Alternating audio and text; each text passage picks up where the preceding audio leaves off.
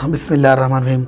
Sir topic ये है कि मुझे भी हालांकि सियासत में तो शऊर था ही, लेकिन सियासत में ही आके करना कौम की खिदमत ज़रूरी नहीं था। लेकिन अब वक्त आ गया है और बहुत लोगों का इसरार भी है कि एक लीडर की शक्ल में एक रहनुमाई तो कर ही रहे हैं, एक लीडर की शक्ल में आके करेंगे तो ग्राउंड रियलिटी में डेवलपमेंट के लिए, मुस्तकबिल के लिए एक मुकाम मिलेगा और लोगों के लिए भी आसानियाँ होगी। अब उन लोगों का इसरार था तो बिस्मिल्लाह करके मैंने भी जो है फुल फ्लेज में पार्टी ज्वाइन करने का इरादा किया है। और मैं मुबारकबाद देना चाहूँगा कुमार स्वामी जी को, हमारे CM इब्राहिम साहब को, हमारा आबिद असलम साहब को, कि उन्होंने मुझ में कुछ क्वालिटीज़ देखी और उन्होंने मौका दिया मुझे पहली बार। तो मैं उनका आभारी हूँ, शुक्रगुज़ार हूँ कि उन्होंने मुझे इस काबिल समझा। हाँ, अलबत्ता मैं कोशिश करूँगा कि इंशाअल्लाह जो उन्होंने मुझ पर एतबार किया है उस पर खरा उतरूँ और पूरी क़ुव्वत की ताकत के साथ शैतानी ताकतों को ख़त्म करने के लिए, हमारी कौम की फ़लाह के लिए, फलाही के लिए, बेहतरी के लिए, मुस्तकबिल की अच्छाई के लिए मैं इस बार JDS से चिकपेट कॉन्स्टिट्यूंसी से लड़ना चाह रहा था, इरादा कर रहा था, तो उन्होंने एक्सेप्ट किया है। तो यही बात मैं बताना चाहता था कि हाँ, इस बार किया है। बार बार ऐसे हो रहा है कि कभी वो पार्टी कभी ये पार्टी, दोनों आपस में एक दूसरे से हो रहा है। पिछले 40-45 सालों से ऐसा कोई डेवलपमेंट देखने को नहीं मिला, जबकि मेरी पैदाइश यही भी मैं अपनी आंखों से देख रहा हूँ। चंद साल ही बाहर फॉरेन गया था, लेकिन उसके बाद मेरे बाबा अजदाद सब तो यही हैं, मेरे बाप, वालिद, भाई बहन सब कारोबार, सब बिज़नेस यही है। ऐसे कुछ तब्दीली आने को नहीं मिली। हिंदुस्तान दुनिया कहाँ से कहाँ पहुँच गई है, लेकिन यहाँ के हालात को ज़्यादा तब्दीली मेरी नज़र में नहीं, इनफैक्ट उल्टा और पीछे गया हुआ है। माहौल जितना मार्केट का एरिया हो, तुम्हारे चिकपेट का एरिया हो, हाँ अलबत्ता चिकपेट का कुछ आंसी से हो सकता है, कुछ देखने को मिलेगा, लेकिन बहुत सारे माइनॉरिटी की अगर बात की जाए तो जुल्म हुआ है, कह सकते हैं आप। तो बहुत सारे JDS ही क्यों ज्वाइन किया? आप कांग्रेस भी जा सकते थे, दूसरी पार्टी भी जा सकते थे। देखिए, कांग्रेस JDS मुझे सिर्फ ये कि पार्टी जो है सेक्युलर पार्टी की ज़रूरत थी।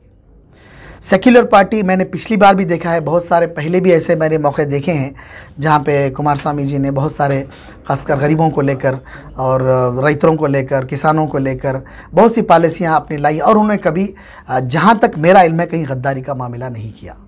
तो इसलिए मैंने एक सेक्युलर लीडर को तलाश किया, तो एक सेक्युलर लीडर मेरी तरफ से मुझे लगा कि हाँ भाई ये सही पार्टी है, तो इसलिए मैंने JDS ज्वाइन किया। क्या चिकपेट से टिकट कंफर्म है सर आपको?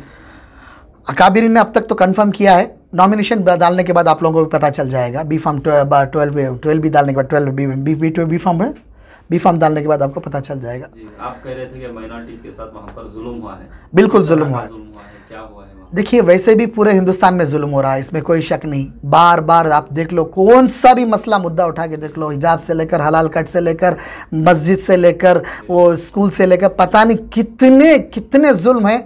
इंतहाई मुसलमान सब्र पे सब्र, सब्र पे सब्र, सब्र ही करता जा रहा है। चिकपेट में क्या हुआ है सर माइनॉरिटीज के साथ जुल्म? चिकपेट में यह हुआ है, देखिए जनाब, जो मार्केट कॉन्स्टिट्यूंसी में बता रहा हूँ आपको, जो मार्केट में मुसलमानों की फूलों की दुकानें, तरकारी की दुकानें, फ्रूट की दुकानें, जितनी कही गई छोटे मोटे कीमतों में अद्दा बदला कर दिया गया है। उसको बहाल करना है। लोग कितने लोग बेरोजगार हो गए मार्केट की वजह से।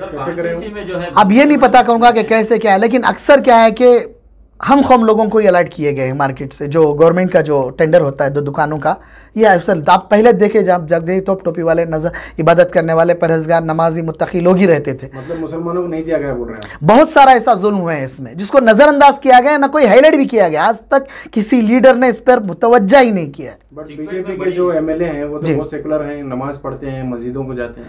देखिए, सेक्युलर लीडर जाहिर करना, सेक्युलर लीडर होने में फ़र्क है। सेक्युलर लीडर जाहिर करना, आप मैं उनका लिबास पहन लूँ, मैं टीका लगा लूँ, मैं दूसरा हो जाऊँगा, दूसरी मज़हब का हो जाऊँगा, पुजारी बन जाऊँगा, जी नहीं।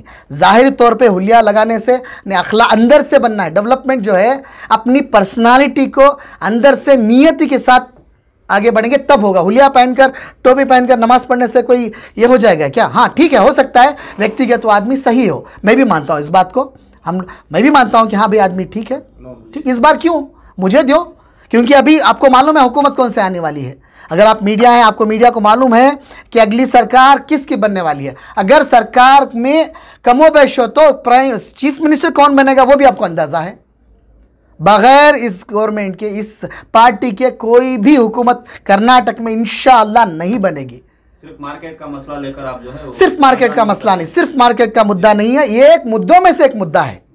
मार्केट का मुद्दा मुद्दों में से एक मुद्दा है, सिर्फ मार्केट का मुद्दा नहीं है।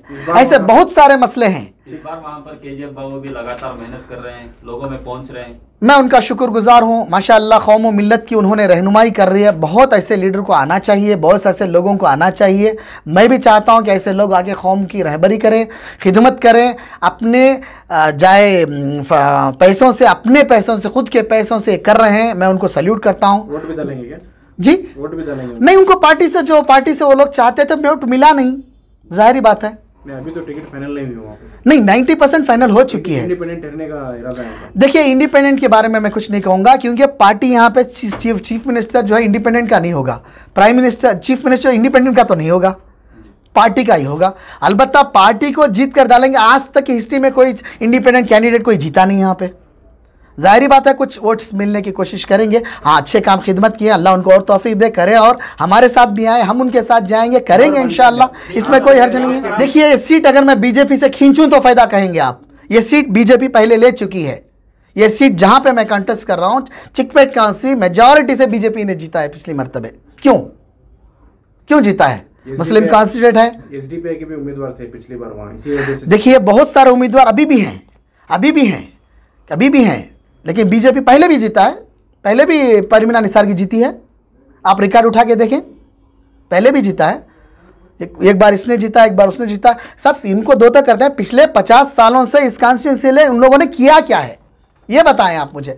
कितने इंडस्ट्री लगाए, स्मॉल स्केल, गरीबों गुरबा फुटपाथ पे आ गए हैं। बहुत सारे नौजवान नशे का शिकार हो चुके हैं, बहुत सारे बेस्कूल हो चुके हैं। जो माइनॉरिटी को छोटा मोटा फंड मिलता था वो भी अभी कुर्बानी हो गई। अभी बीजेपी ने ऐलान भी कर दिया है, अच्छे दिन अच्छे सरकार मोदी के तो बस चलते रहते हैं, जुबान भाषणबाजी इनके खून में है, यही चलता है सब। सर बेघर घरों को घर देना अच्छी बात है, गवर्नमेंट के पैसे क्या जा रहे हैं? इतना गवर्नमेंट का फंड जा कहाँ रहा है?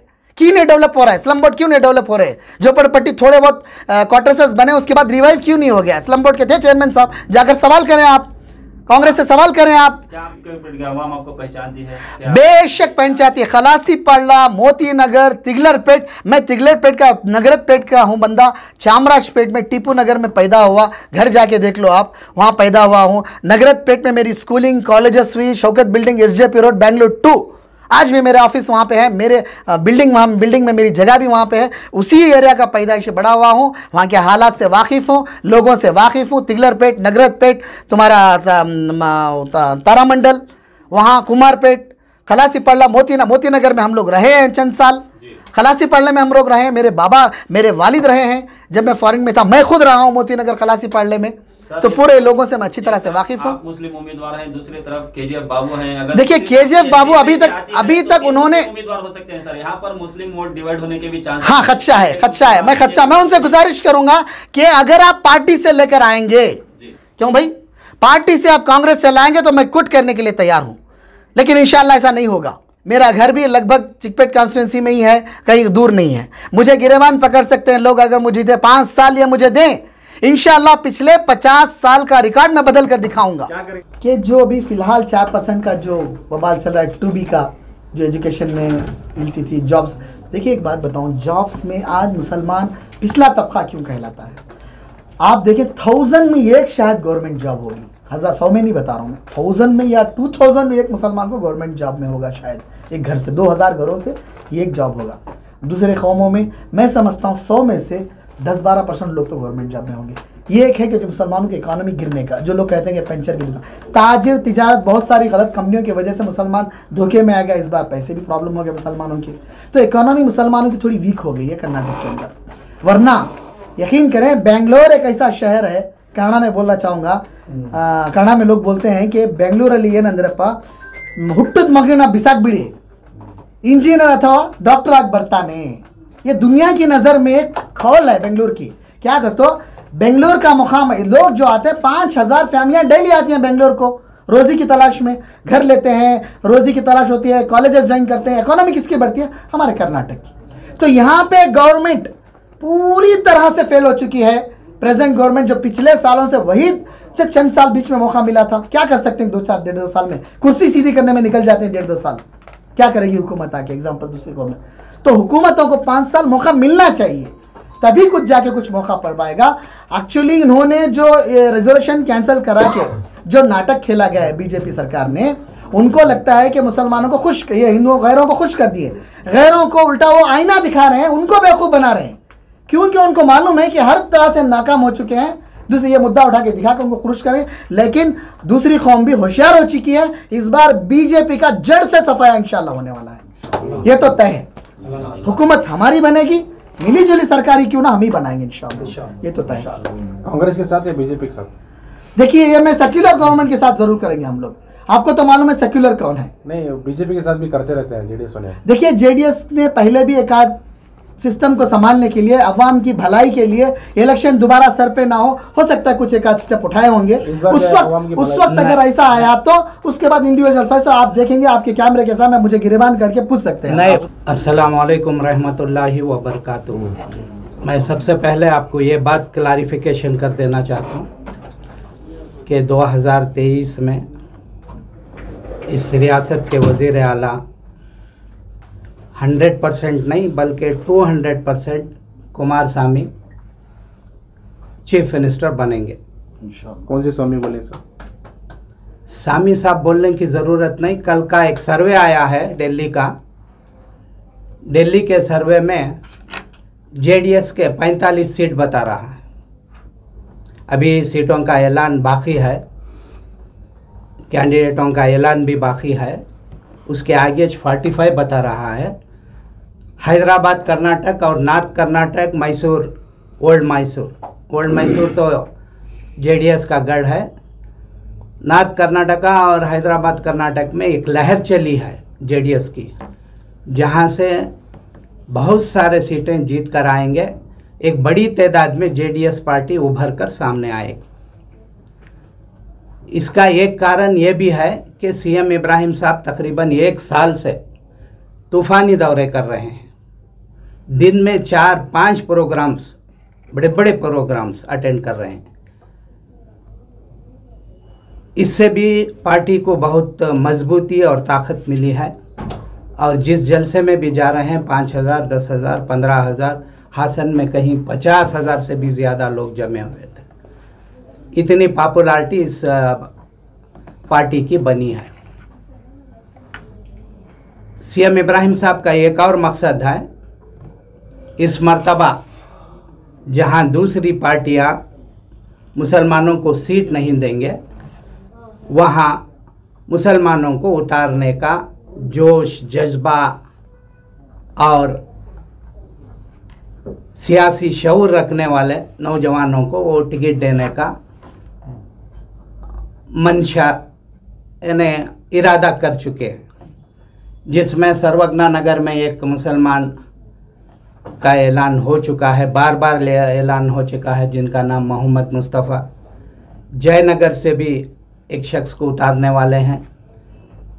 चिकपेट से हमारे शहर के मारूफ शख्सियत जनाब हैदर अली ख़ान को मैं खुद सीएम इब्राहिम साहब के पास लेकर गया था और उनका बायोडाटा तफसील उनके सामने पेश की, तो उन्होंने फ़ौरन दूसरे ही दिन कुमारस्वामी को मिलने का हमें हिदायत दी। कल सुबह में हम कुमारस्वामी साहब के घर गए, उनसे मुलाकात की, तो बायोडाटा देखा उन्होंने और किसी एक और शख्स को मिलने का इशारा दिया है, वो कल हो जाएगा। उसके बाद अब लिस्ट तैयारी का सिलसिला चल रहा है। इंशाअल्लाह हैदर अली ख़ान का नाम लिस्ट में आ जाएगा। ये पूरे जोश, जज्बे और हिम्मत से इलेक्शन के मैदान में उतरेंगे। ये कोई ऐसी वैसी शख्सियत नहीं, एक मारूफ शख्सियत है। शहर में इनके मिली खिदमत, समाजी खिदमत, मजहबी खिदमत, उलमा से इनका उठना बैठना, समाजी खिदमत, ये तमाम इनके इस वक्त काम में आ जाएंगे।